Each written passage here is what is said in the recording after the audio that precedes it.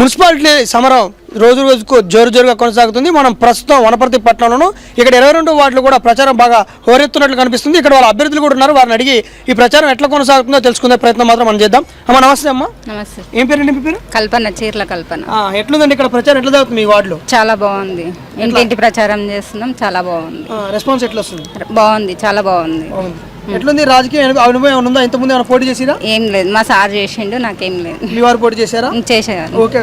గతంలో పోటీ చేసిన వారి భర్త ఉన్నారు కాబట్టి వారు కూడా అడిగి తెలుసుకుందాం. అన్న చెప్పండి అన్న, ఎట్లుంది ఇక్కడ ప్రచారం? ఎట్లా కొనసాగుతుంది? ప్రజల నుంచి బ్రహ్మాండమైన స్పందన ఉంది. మేము గతంలో వాళ్ళతో ప్రేమాభిమానాలతో, వాళ్ళ యొక్క ఆత్మీయులు మాకు, వాళ్ళతో మేము మమేకమై మా ఆత్మ బంధువులు లాగానే ఉంటారు. అంటే ఈరోజే ఏదో ఎలక్షన్ వచ్చిందని మేము తిరగట్లేదు. ప్రతిరోజు 5 సంవత్సరాల నుంచి మేము ఇక్కడ తిరుగుతాం. ప్రజా సమస్యలు ఏంది అనేది పట్టించుకున్నందుకు ఈరోజు ఇంత పెద్ద ఎత్తున ఈ లైట్ పోల్స్ కావచ్చు, కరెంట్, ఎలక్ట్రిసిటీ కావచ్చు, వాటర్ కావచ్చు, రోడ్లు, డ్రైనేజీలు, ఇవన్నీ దాదాపుగా 5 కోట్ల వ్యయంతో మేము చేయడం జరిగింది. మళ్ళీ మొన్న రీసెంట్గా 18 కోట్లు వచ్చినవి వనపర్తి పట్టణానికి మా ఎమ్మెల్యే గారి ఆధ్వర్యంలో మళ్ళీ మా వార్డుకి 1,80,00,000 శాంక్షన్ చేయడం జరిగింది. అవి టెండర్లు కూడా అయిపోయినాయి. వర్క్ ఆర్డర్లు ఇచ్చే మూమెంట్లోనే ఎలక్షన్ కోడ్ వచ్చి అవి ఆగిపోవడం జరిగింది. ఈ ఎలక్షన్ అయిపోతేనే మళ్ళీ ఎక్కడెక్కడైతే చిన్న చిన్న సమస్యలు ఉన్నావో ఆ 1,80,00,000 తోటి మేము వాటిని పూర్తి చేయగలుగుతాం. ఓకే, ఇప్పటివరకు బాగానే ఉంది. కానీ మరి మీ గడప తిరుగుతున్నప్పుడు ప్రజల నుంచి మీకు ఏమైనా సమస్యలు ఎదురవుతున్నాయి? సమస్యలు ఎట్లున్నాయని చెప్పడం జరుగుతుందా? వాళ్ళకి ఇప్పుడు ఇంటింటికి ఒక సమస్య ఉంటుంది. ఒకటి, మాకు గృహాలు లేవని, అంటే అత్యంత పేదలు ఉంటారు.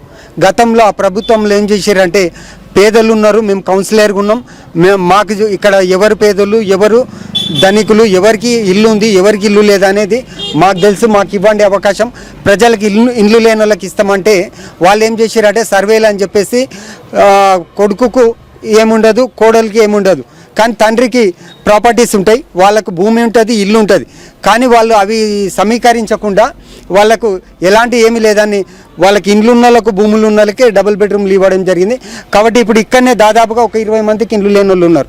కాబట్టి అలాంటి వాళ్ళ సమస్య తీర్చాలి అంటే ఈరోజు మేఘారెడ్డి గారు ఇందిరమ్మ ఇండ్లు కట్టిన తర్వాత వీళ్ళకు ఫస్ట్ ఫేజ్లో వాళ్ళకే ఇస్తామని ఈ ఎలక్షన్ మూమెంట్ ద్వారా నేను హామీ ఇస్తున్నా వాళ్ళకి. గతంలో మీ మీద పోటీ చేసిన బీఆర్ఎస్ అభ్యర్థి మళ్ళీ పోటీ చేస్తున్న సమీప అభ్యర్థి, మరి ఆయన నుంచి మీకు గట్టి పోటీ ఉంటుందని తెలుస్తుంది. మీరు దాన్ని ఎలా ఎదుర్కోబోతున్నారు?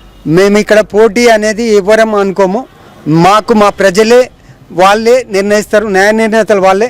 ఇక్కడ నేను బలాదుని, ఆయన బలాదుని అని చెప్పుకొని నేను ఎంతసేపు ఉన్నా నా ప్రజలను నమ్ముకుంటా. నా ప్రజలకు నా మీద విశ్వాసం ఉంది. నేను చదువుకున్న వ్యక్తిని, విద్యావంతుని, నా భార్య కూడా విద్యావంతురాలు, అడ్మినిస్ట్రేషన్ మీద పట్టు ఉంది. ఏ పని ఎక్కడ జరుగుతుంది అనేది కూడా నాకు తెలుసు. 5 సంవత్సరాలు అవకాశం ఇచ్చారు. వనపర్తి పట్టణంలో ఏం జరుగుతుంది, కలెక్టరేట్లో ఏం జరుగుతుంది, హైదరాబాద్లో ఏం జరుగుతుంది. మాకు గతంలో అధికారం లేకున్నా కూడా ఒక మంత్రిని ఎదిరించి ఎక్కడైనా నా ప్రజలు ఓటేసిండ్రు, వేసి ఆయుధం ఇచ్చారు కాబట్టి ఈరోజు మీతో కొట్లాడుతున్నా. అంటే అప్పట్లో నాకు కొన్ని ఆఫర్లు ఇచ్చినా కూడా వాటికి లొంగలేదు, ఆ ప్రలోభాలకు నేను గురి కాలేదు. నా ప్రజలే నాకు ముఖ్యం. నా ప్రజలు నన్ను గెలిపించారు ఇండిపెండెంట్గా కాబట్టి ఆ రోజు వాళ్ళతో కొట్లాడి ఆ తర్వాత మేఘారెడ్డి గారి దగ్గరికి వచ్చి, అన్నగారు నాకు నా వార్డులో ఇన్ని సమస్యలు ఉన్నాయి, రోడ్లు, డ్రైనేజీలు లేవు అని చెప్పేసి వాళ్ళు ఒకరికొకరు, నా ప్లాట్లకు నీళ్ళు వచ్చినాయి, నా ఇంటికి కిందికి నీళ్ళు పోతున్నాయని కొట్టుకొని ఒకరిపైన ఒకరు కేసులు పెట్టుకున్నారని గత మంత్రిని అడిగితే కూడా ఏ రోజు కూడా చెల్లించలేదు. వాళ్ళు కేసులు పెట్టుకున్న రోజులు ఉన్నాయి. కాబట్టి ఆ రోజు ఏది లేదు, మాకు ఒక నరకం చూపించిండు 4 సంవత్సరాలు. అయినా కూడా మేఘారెడ్డి దేవుని రూపంలో వచ్చి ఈరోజు మాకు నిధులు ఇచ్చి ఇంత పెద్ద అద్భుతంగా, మీరు కూడా చూసి ఉంటారు రోడ్లు, అగో అక్కడ లైట్ పోల్లు ఎంత అద్భుతంగా లైట్లు కనిపిస్తున్నాయి. కాబట్టి ఈరోజు ఇంత అభివృద్ధి జరగడానికి కారణం మేఘారెడ్డి అన్న గారు, శాసనసభ్యులు వనపర్తి. కాబట్టి ఆయనకు మేము అందరం రుణపడినాం, ఇక్కడ ఉన్న ప్రజలు కానీ మేము కానీ. మీరు చెప్పే అభివృద్ధి మొత్తం ఈ 2 ఏళ్ళలో జరిగిందా, అంతకుముందు 10 ఏళ్ల క్రితం జరిగింది? 1.5 ఇయర్లో జరిగింది. 10 ఏళ్ళ నుంచి బజ్జుకున్నారు. ఎలాంటి మంచి నీళ్లు లేవు ఇప్పటికీ. ఇప్పుడు అక్కడ మన స్లమ్ ఏరియా ఉంటుంది, ఇప్పటికి చూడండి అక్కడ ఎలాంటి సమస్యలు ఉన్నాయో మీకు తెలుస్తుంది. వాటి మీద నాకు పూర్తి అవగాహన ఉంది. వీటిని తక్షణమే నేను గెలిచిన తర్వాత, మా భార్య గెలిచిన తర్వాత ఆమె స్థానం నుండి ఆమెను ముందు పెట్టి ఎమ్మెల్యే గారి ఆధ్వర్యంలో పూర్తి చేస్తామని హామీ ఇస్తున్నాను. ఓకే అన్న, బాగుంది. మీరు ఇంతకుముందు మీరు గెలిచి ఇప్పుడు రిజర్వేషన్ వల్ల మీ భార్య పోటీ చేస్తుంది కదా, ఇప్పుడు ఆమె ప్రత్యక్షంగా రాజకీయాల్లో దిగాలి, ఆమె ప్రత్యక్షంగా అన్ని చేయాలి. కాబట్టి ఆమె అడుగుతాను, మేడం ఏం చేయాలనుకుంటారు, ఎట్లా చేయాలనుకుంటారు? మీ డివిజన్ ప్రజలకు మీరు ఏం సందేశం ఇవ్వబోతారు ఫైనల్గా? ఇప్పుడు కాని పనులన్నీ మళ్ళీ గెలిచిన తర్వాత అన్ని చేపియాలని అనుకుంటున్నాం. అన్ని చేపిస్తారా? చేపిస్తాం. ఎలా చేపిస్తారండి? ఎమ్మెల్యే గారిని అడిగి చేపిస్తాం. ఎమ్మెల్యే గారు మీకు అంత సానుకూలంగా వ్యవహరిస్తారని మీరు భావిస్తారా? మంచిగా హామీ ఇచ్చిండ్రు, సహకరిస్తారు. కాబట్టి అన్నకు అత్యంత సన్నిహితుడిని నేను. సత్యం నా పేరు. గతంలో చీర్ల సత్యం సాగర్ అంటే వనపర్తి పట్టణం మొత్తం తెలుస్తుంది. నాకు ఒక అవకాశం ఇస్తే మా వార్డు ప్రజలకు, మా వార్డుకు వనపర్తిలో ఆ పదవికే వన్నెదిచ్చినోని. ఏ కౌన్సిలర్ అంటే వనపర్తి చరిత్రలనే ఎవరు కూడా బెస్ట్ కౌన్సిలర్ అవార్డు పొలిటీషియన్స్కి ఇయ్యరు, కానీ అది నాకు పొందినాను. అది ఎవరి వల్ల అంటే నా ప్రజల వల్లనే.